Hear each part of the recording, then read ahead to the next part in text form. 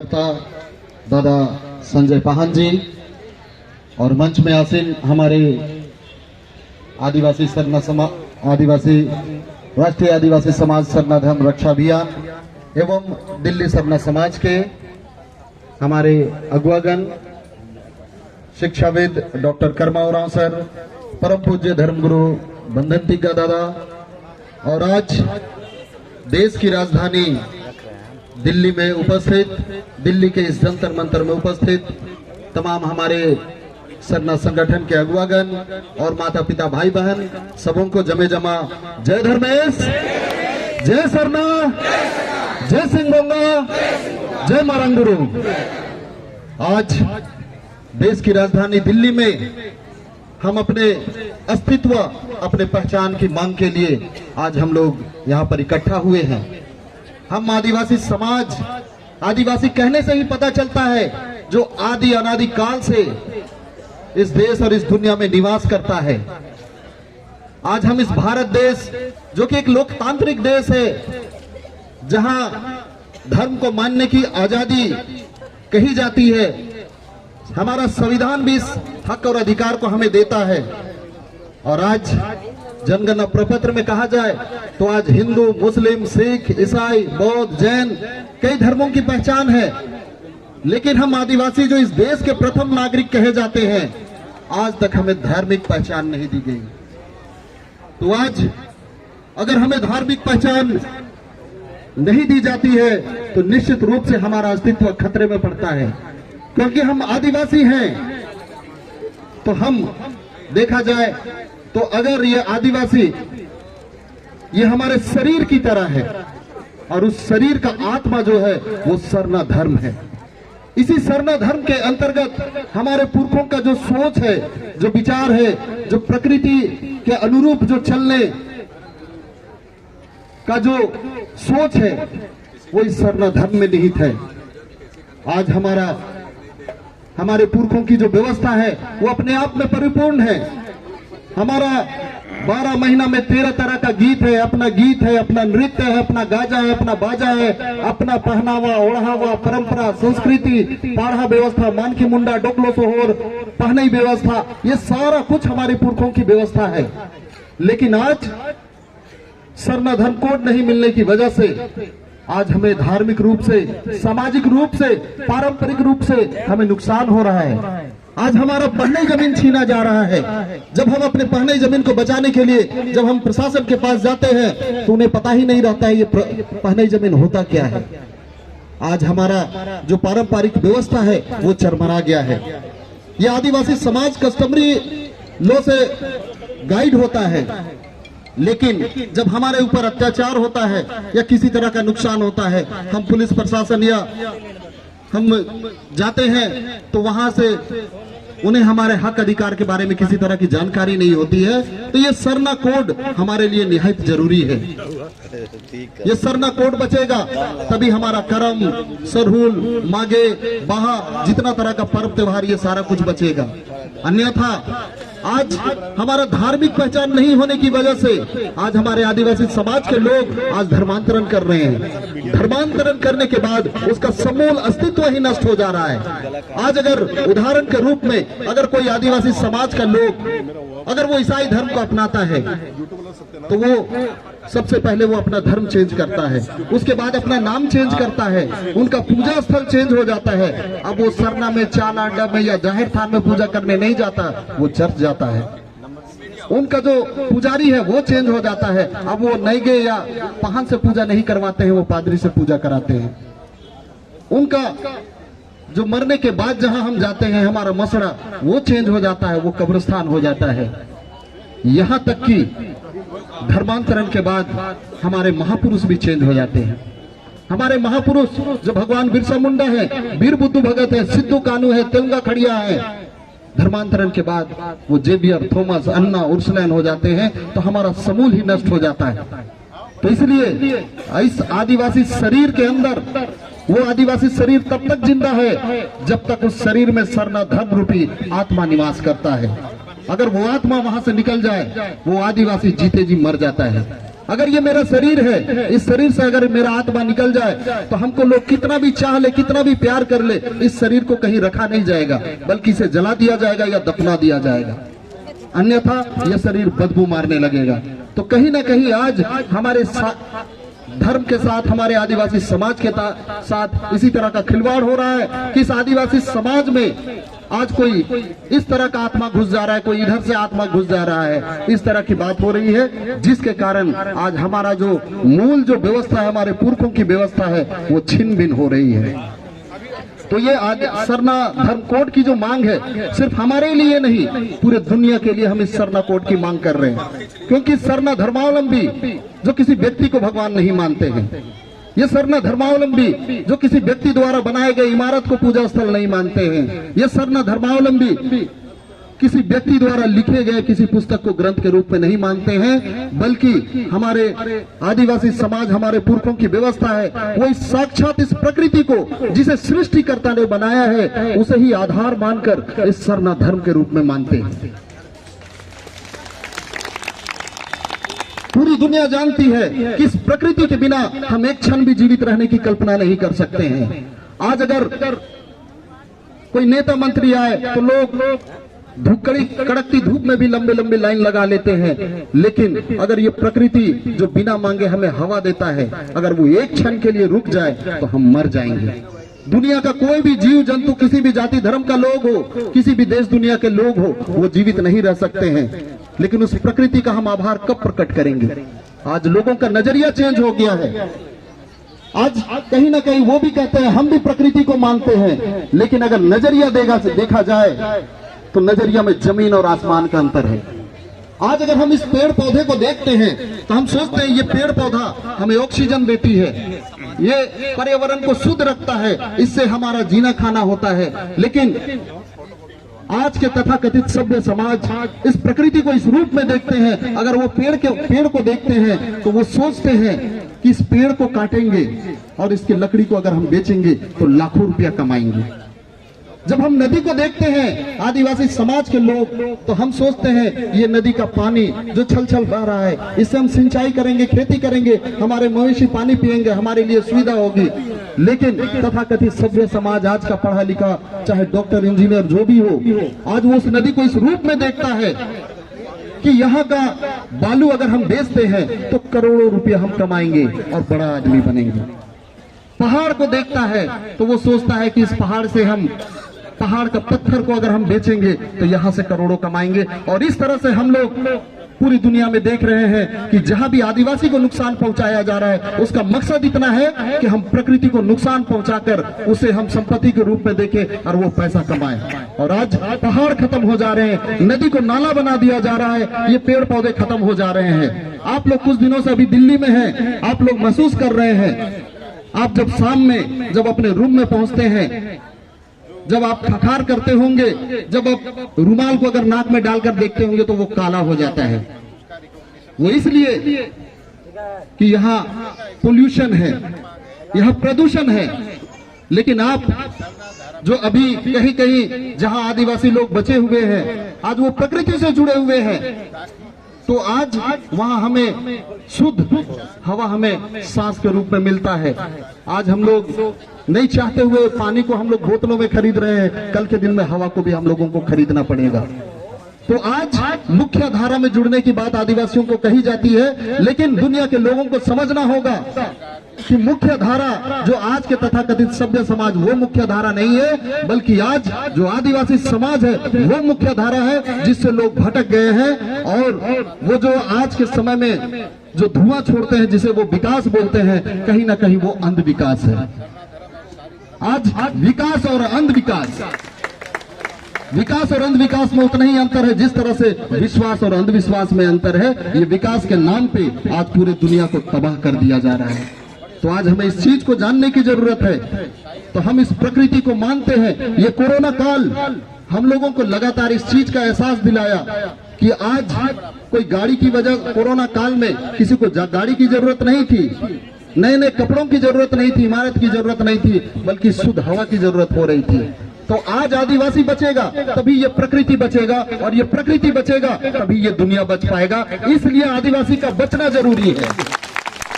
इस दुनिया को बचाने के लिए आदिवासी का बचना जरूरी है। इसलिए हम लोग सरना धर्म कोड की मांग कर रहे हैं। अन्यथा सारे लोग जब धर्मांतरण कर जाएंगे और हमारे पुरखों का जो सोच है वो उस धर्मांतरण में विलीन हो जाएगा, ये दुनिया भी उसी में विलीन होकर खत्म हो जाएगा। इसलिए हमें इसे जानने की जरूरत है। लेकिन विडंबना ये है कि आज ये आजाद भारत कहने के लिए आजाद भारत है, लेकिन कहीं ना कहीं इस लोकतंत्र में भी नैतिकता का हनन हो गया है, नैतिकता खत्म हो गया है।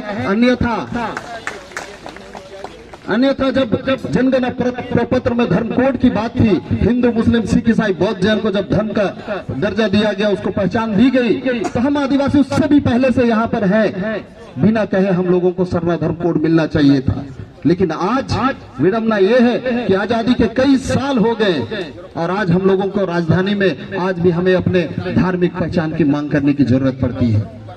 आज उन्हें एहसास करना चाहिए। आज अगर जनगणना प्रपत्र से अगर हिंदू को हटा दिया जाए और उसको कहा जाए आप अन्य में अपना दर्ज कीजिए, उनका समाज छिपीछान हो जाएगा, खत्म हो जाएगा। आज ईसाई हो मुस्लिम हो किसी भी, अगर उन्हें कोड नहीं दिया जाता है वो समाज अपने आप खत्म हो जाएगा। तो आज इस समाज को बचाने के लिए सारे जगह अपनी अपनी व्यवस्था है। लोग रोज मस्जिद जाते हैं, रोज चर्च जाते हैं, रोज मंदिर जाते हैं ताकि वहां मिले जुले और आगे बढ़ने का बात कर सके। लेकिन हमारी पहचान नहीं होने की वजह से आज हमारा सारा कुछ तितर बुतर होता हमें दिख रहा है।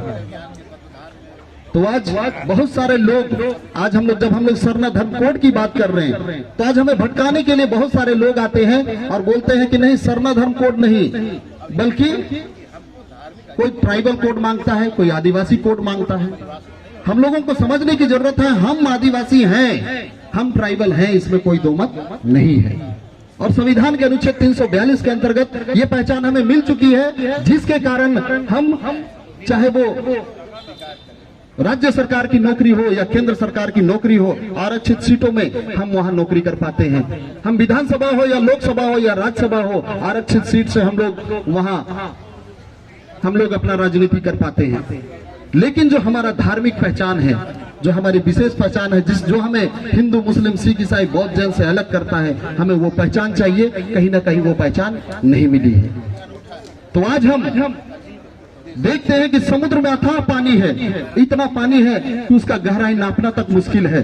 लेकिन आज हम जो बात करने आए हैं, हम झरने की बात करने आए हैं। वो झरना जहां से मीठा पानी निकलता है।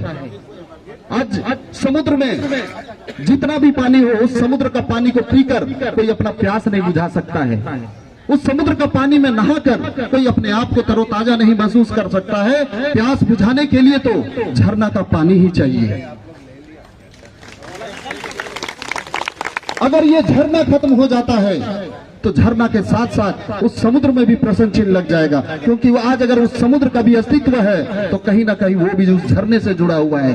तो आज हम लोग सरना धर्म की बात कर रहे हैं, जो एक झरने की तरह है। आज अगर इस सरना धर्म पे खतरा है तो कहीं ना कहीं अन्य धर्मों में भी खतरा है, पूरी दुनिया में खतरा है। क्योंकि हम लोग इसको जानते हैं कि एक समय था जब ना हिंदू था, ना मुस्लिम था, ना सिख, ना ईसाई, ना बौद्ध, ना जैन, कुछ भी नहीं था। उस समय इतना भ्रष्टाचार नहीं था, लोग झूठ नहीं बोलते थे, किसी पर अत्याचार नहीं करते थे। एक तरह से कहा जाए तो वो सतयुग था। आज कदम कदम में मंदिर है, मस्जिद है, गिरजा है, गुरुद्वारा है, कुरान, बाइबल, हदीस है। कई प्रवर्तक इस दुनिया में आए, लेकिन इस युग को उस हिसाब से महाधर्मयुग होना चाहिए था, महासतयुग होना चाहिए था। लेकिन ये कौन सा युग है? ये कलयुग है। ये अब तो भटयुग हो गया है। कारण क्या है? कारण क्या है?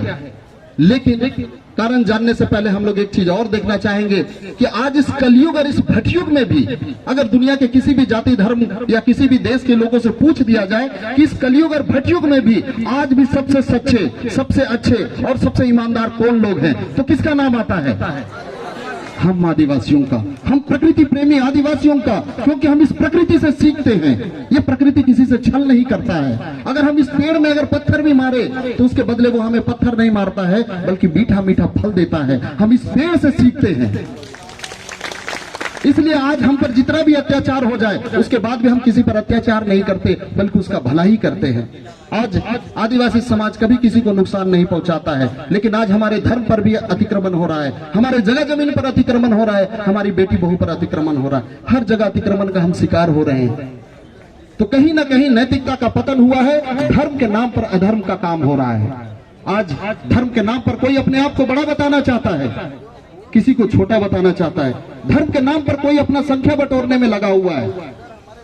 तो कहीं ना कहीं धर्म के नाम पर अधर्म का काम हो रहा है। धर्म का मतलब होता है सच्चाई, अच्छाई, ईमानदारी, नैतिकता, मानवता, जिम्मेवारी, कर्तव्य। आज कोई अपने आप को हिंदू कह दे, मुस्लिम कह दे, सिख कह दे, ईसाई कह दे, लेकिन अगर उसके अंदर नैतिकता नहीं है, मानवता नहीं है, ईमानदारी नहीं है, जिम्मेवारी नहीं है, क्या वो धर्मी हो पाएगा?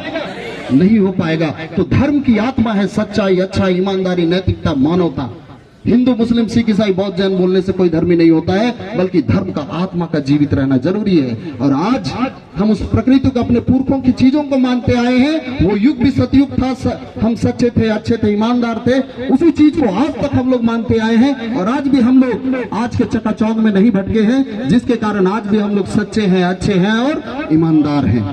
आज भी हम लोग इसी पेड़ के नीचे और पहाड़ और टोंगरी में पूजा किया करते हैं। हम उस प्रकृति को मानते हैं, इसलिए हम इस प्रकृति से सीखते हैं। पानी से हम सीखते हैं कि पानी किसी का प्यास बुझाता है,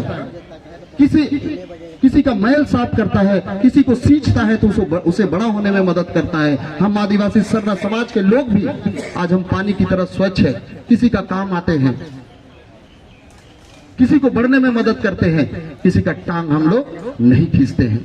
तो आज हम इस धर्म को बचाने की बात कर रहे हैं, जिसका बचना इस दुनिया के बचने के लिए जरूरी है। तो आज हम उसके लिए हम सरना धर्म कोड की मांग कर रहे हैं। अगर ये बातें अगर दुनिया के लोगों को समझ में नहीं आती है, तो हम लोगों को समझ जाना होगा कि आज हम लोग दुनिया के लोगों को, जिसको हम लोग समझदार बोल रहे हैं, वो समझदार नहीं है, वो तथाकथित समझदार है। दुनिया के समझदार लोग आप हैं, जो कि आज तक इस प्रकृति को बचा कर रखे हैं और आज भी दुनिया के लिए सोचते हैं।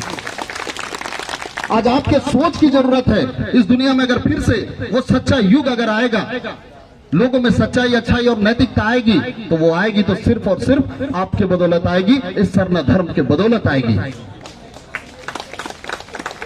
तो आज हम लोग इस सरना धर्म की कोड की जो मांग कर रहे हैं, ये मांग हम सैद्धांतिक रूप से, लोकतांत्रिक तरीके से हम लोग मांग कर रहे हैं। अगर ये मांगे हमारी नहीं मानी गई, तो प्रकृति जब इससे अति हो जाता है, छेड़छाड़ इससे अति हो जाता है, तो ये प्रकृति भी विकराल रूप लेती है और प्रलय आता है। तो हम आदिवासियों के साथ अगर छेड़छाड़ होगा और हमें अगर धार्मिक पहचान नहीं दी जाएगी, तो हमारे समाज के अंदर भी वो उबाल आएगा और इस दुनिया में प्रलय आएगा। क्योंकि आज हम लोग जानते हैं कि देश दुनिया में बहुत सारे राजा रजवाड़ हुए, बहुत सारे राजा रजवाड़ हुए जो अपने वर्चस्व के लिए लड़ाई किए, अपना शासन के लिए लड़ाई किए, अपना दायरा बढ़ाने के लिए लड़े। लेकिन हमारे पुरखों ने भी लड़ा, आदिवासी समाज के जो महापुरुष है वो लोग भी लड़े, लेकिन वो लोग इस चीज के लिए नहीं लड़े। वो लोग जब भी लड़े तो इस जल, जंगल, जमीन को बचाने के लिए लड़े, इस प्रकृति को बचाने के लिए लड़े, इस सरना धर्म को बचाने के लिए लड़े। तो हम उसके वंशज हैं, हमारे शरीर में भी उनका खून बहता है। आज हमें इस सरना धर्म कोड के लिए लड़ना होगा, अड़ना होगा, क्योंकि इस दुनिया में कोई हमेशा के लिए नहीं आया है। आज आए हैं, इस दुनिया से जाना हमारा निश्चित है। कोई आगे जाएगा, कोई पीछे जाएगा, इस दुनिया में वही चीज रह जाएगा जो हम लोग काम करके जाएंगे। इसलिए हम लोग एक लाइन अक्सर हम लोग मन से कहते हैं, कितना जिया वो मायने नहीं रखता है, मायने ये रखता है कि कैसे जिया।